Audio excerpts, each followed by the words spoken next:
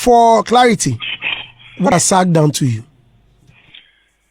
This whole thing started from Twitter last night when I just told fans to ask me any question they would want me to answer.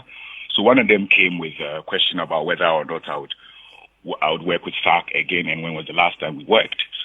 So I said point blank that I don't think I would need a verse from Sark, but if he ever does need one, I'm not going to do it because I have my reasons why I said that. So I was telling him because I know the person that's asking me is obviously a Sark fan and a Samini fan and would want to see that collaboration happen. I have a few instances where Sark has disrespected me, but I didn't bring it out in public. But from how Sark Nation has risen on the Twitter thing and are disrespecting me even further for me coming out to spill the fact that something was done to me some years back that I didn't feel good about. But then I just felt like at 41, I don't have to hold anything back and I don't have to let anybody feel special in their corner when I know that I felt shortchanged. First of all, when Sark sent me the track for Love Rocks, I did it under 24 hours and sent him the song. Then somewhere along the line, I was in London. He sent me a certain track. I was down in Cuffley in the studio. I did it under 24 hours and sent him the verse.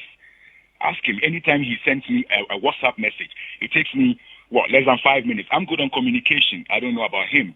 It takes me less than 5 minutes. I'll respond to you. I'll tell you the truth, what I'm about, what I can do and what I can't. If you message Sark, he would not respond. And I heard Kwalketi also complain about that. So I thought, okay, maybe that's the way he is. No problem. He's not my friend like that. And he will attest to that. Like, we don't talk. We don't call each other. There's no reason why we should have a beef. Nothing. But my thing here was that when I did everything that he ever asked me to do in time and on time, I expected that he would know that my principles towards work is such that if you can do it, let me know you can. If you can't, cool. I sent him, he expressed interest with my own remix. So yeah, I sent him the original beat, the reggae beat. He did its verse. They sent the files, and then I put the files on a remix beat.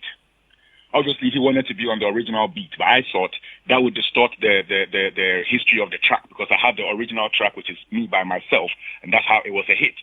So if it's a remix, if a remix is an interest, let's put it out, but let's put it out as a remix. I don't think it went down too well with him because he would have loved to be on the bang bang bang bang bang bang bang bang bang. I know. But the DJ Fraz production. Exactly. But I wanted him on the Loud City production, which was a remix. So that was out the way. Then fast forward down the line, because I know I've done more than just one feature for him and he just put one out, I know that I can always feel free and ask for any track I want him on if I feel like he would work with it. So I told him I'm working on something, I need him on it. And he said, okay, send me a few, let me see what I feel about them. I send you 3 tracks, you choose one. And then you ask me, is it an album or is it a single? What are you doing? I'm like, yeah, I'm working on an EP and this is the very last track. We were talking in, I think, in April or something, and I wanted to release the thing in July. I told him this is the very last track. He's like, cool. And then fast forward down the line, Sark never responded. He never said anything about the song. He never did the song. Anytime I would ask WhatsApp, it's a blue tick. He can go on his WhatsApp, WhatsApp right now and check my last messages to him. Even my invitation to the listening of my EP. He read it and it was blue tick. So me, I know they take that too personal, but I know that's how he rolls. But when the fans came at me, like, okay, why am I feeling too entitled by saying, hey, I asked him for a verse and he didn't do it? Here's the background to what I mean by I would not expect to do anything with him, because if I ask him for a track or if I have an arrangement for him to send me a track, he would delay me. But I don't delay people. Luckily for me, I don't need anybody's verse or anybody's chorus to make a hit song. You can play my catalog. The only song I have on my catalog that's a hit song featuring someone else is Wizkid's Time Bomb. Yes, reverse the roles. You can tell me how many Sark songs that has people on there. That's what I told his people on the Twitter platform, because they were getting me furious by making me feel like me from 2001 is kissing Sark's backside, Sark from 2009 for a verse. When fans are those that ask for these things, otherwise I per se, if you check my catalog, I would not need an additional voice on my song necessarily to make any waves. When I put him on my own remix, where did it go? It could not surpass my own itself. that is the strength I have over my creativity. You know, I don't have anything against Sark, which is what I said in the tweet. Okay. But I was offended the way he treated me, and that is where I pegged him from that time till today. I don't message Sark for anything. He doesn't message me for anything. Okay, Samini. Going forward, I would not seek a verse from him, knowing how he can delay and distort my plans. Okay, so Sark, all right.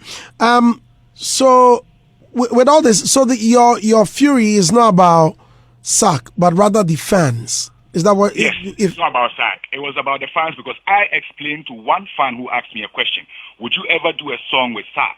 And I don't feel like it's time to close. Throw dust into people's eyes or cover people's deeds to make them seem like everything is calm when it's really not. There's other people in the industry who have done serious things to me that I've been quiet about. You see this Appear 2 and 5-5 issue. I have a classical issue that I don't want to even talk about right now. But one day it will come out, and we'll have to mention names and show who has been on road with someone's album forever and didn't pay a dime for it, and went and put it online and said it was theirs 100% when they know who the executive producer is. Have I come out to talk about this before? No. Yes, so I'm not like emotional, just ranting about things that hurt me. But if I'm asked a question and I feel like this is the time to educate people and let people know how people are actually treating people on the ground as compared to how people make it seem when they come and they sugarcoat things. Sark, you know, force for me. He did a baby, listen. You know, force for me. You be my small boy, you know that. We did on the Sark was the first guy that rapped and said he wants to blow and become like Samini in one of his very first raps. Later on, when he went out and said, Kobisa Yogi Dogi de Sonny Bali de Kobisa Sonny Bali de Yogi de Samini. I mean, besides, said, then I Yogi de Samini. No. After about radio, so they asked him, he said he's not really a Samini fan, so he doesn't really listen to the songs like that, so he doesn't know the song they're talking about. Same guy that said in his earlier freestyles that he wants to be like Samini. Guess what? Here is the Samini in 2023 still, my guy. Don't play. This is Hits.